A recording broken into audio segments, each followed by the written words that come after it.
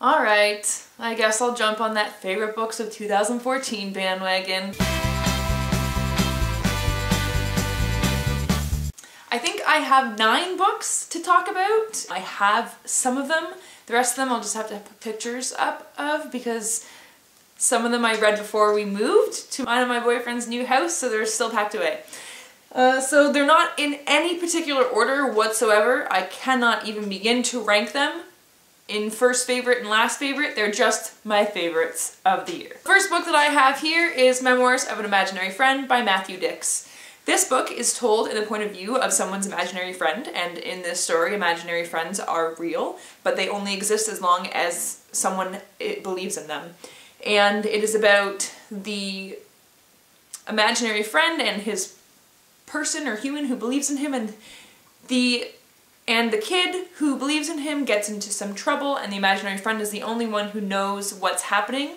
So technically, really, I mean, he's the only one who can save him, although he can't save him because his human friend is the only one who can see him. And it's really, really, really well done. It's touching, it's really intense and suspenseful. It's also very cute and has some funny parts in it as well because it is told by an 8-year-old boy's imaginary friend, so it's kind of cute in that way as well. But I absolutely love this book. It really, really impacted me a lot. It just kind of broke me a little bit when I finished reading it. I had to sob on the couch for a little while. The next book that I have here is Pivot Point by Casey West. I just finished reading this, I think, on December 31st. Really nice timing to bring it in before the end of the year, but I absolutely loved this book. I thought it was a lot of fun. It was unique and it was told really well. I thought the way that it went back and forth between the two timelines was really, really well done. It just had me hooked the whole time. I absolutely loved it. This is about a girl who can see into the future when she's presented with a choice, and she can see the 2 possible outcomes, and it's about her seeing into the future, decide when she is given the choice to either live in the world that has all of the people who have mind powers, or the choice to live outside of that world with all the normal people who don't have mind powers and don't know that people exist with mind powers. And it was really, really, really, really good, and I really liked the characters in it as well. The Dream Thieves by Maggie Stiefvater, which is the second book in the Raven cycle. I really enjoyed the first book. I don't think it's a favorite just because it took me so long to get into it, but the second book I was already into the story, so there was no getting into anything with the second book. Just dove right into it and absolutely loved it. It just goes so in depth into all of the characters' lives so well, and and the magic as well in it is just so good. For those of you who don't know, The Raven Cycle is a series about a girl named Blue who comes from a family of psychics, and she ends up befriending a bunch of boys from this private school who she never thought she would be friends with, and it is about her kind of dealing with her psychic family, with her new friends who are very different from her, and also she is helping them try and find some magical energy source. It's really, really good. And the next and last physical copy I have here of my favorite books of 2014 is The Boundless by Kenneth Opel. I absolutely adored this book. It is so good. I'm definitely going to be rereading this at some point in the future. It takes place in the olden times. When trains are still pretty new, and it takes place on the longest train in the world, which is actually 7 miles long. It's a really long train. And it is traveling across Canada, and it is about a boy on the train who witnesses a murder, and the murderer wants to now kill this boy because he saw him kill someone.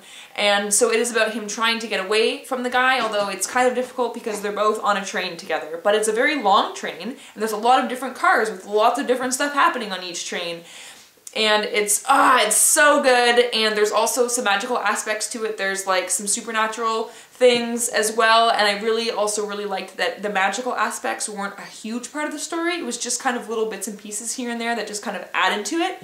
It was really good. I definitely highly recommend this one. Is Will Grayson by John Green and David Levithan. I adored this book.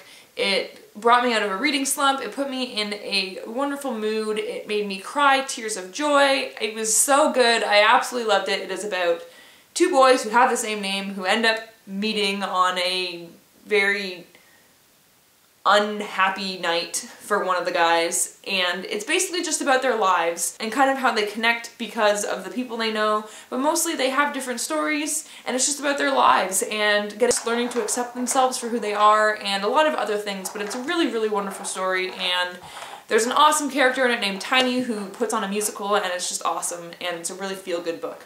The next book on the list is The Unbound by Victoria Schwab, which is the sequel to The Archived. And if you don't know what The Archived is about, it's about a girl who is a part of the secret world where dead people are kind of stored on shelves in a place called The Archive, and they're kind of stored like books in a library, and sometimes the spirits of the dead people kind of wake up and try to travel into the real world, and the main character in this story, it's her job to catch them and put them back in the archive before they actually do get out into the real world.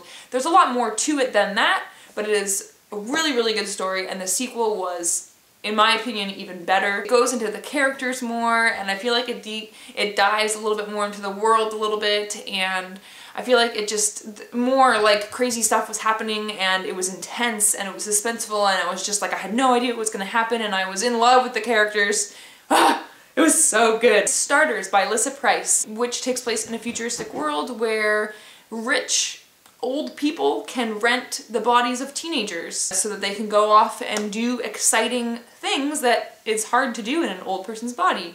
And it is about a girl who ends up putting up her body for rent so that she can have money for her and her brother because they don't have a family, and during her time that an old person is taking over her body, she ends up waking up and is aware of what's going on, and it goes back and forth between her being aware and the old person who's inserted herself into her body taking over, and there's crazy stuff happening, and she thinks that her body's being used for like more than what it's supposed to be being used for, and it's really good. It's action-packed. It's just, I read it in 2 days. I just sat on the couch and read it till it was done because it was so exciting, and it was a lot of fun.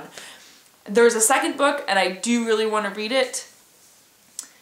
I'm just trying to get my hands on one that doesn't have a horrible, awful cover. And the last book that I'm going to talk about is Between Heaven and Earth by Eric Walters, which is a book from Seven the series, or the Seven series, I don't really know how you say it, but it's a series of 7 books by 7 different Canadian authors about 7 different grandsons from the same grandfather who were all given different quests, I guess, after their grandfather died. And so each book is about each different grandson, each fulfilling the different like quests that their grandfather requested of them. And this one is about an 18-year-old who has to climb to the top of Mount Kilimanjaro, and it's just about him, and it's just about his adventure doing that. And it was really good because of the things that he goes through. Horrible stuff happens from like the second his plane lands, everything is going wrong. He's really cocky about everything and thinks it's going to be really easy, and of course ends up being really difficult. And it's just like a really nice life lesson type book, and I really, really enjoyed it. I read it in one sitting. Those are all my favorite books that I read in 2014. I will leave all of the reviews down below if you'd like to hear more about them and hear more exciting thoughts on them, because they would have been filmed right after reading the books, so I'll be more excited about them probably. And that's everything. See you next time. The next one is The Unbound by Victoria Schwab, which is the sequel. Gherkin, stop playing with that. I'm trying to film a video. Like, you don't play with it all day, and then you're just like, oh, Nat's filming a video, so I'm gonna be noisy right in front of her face.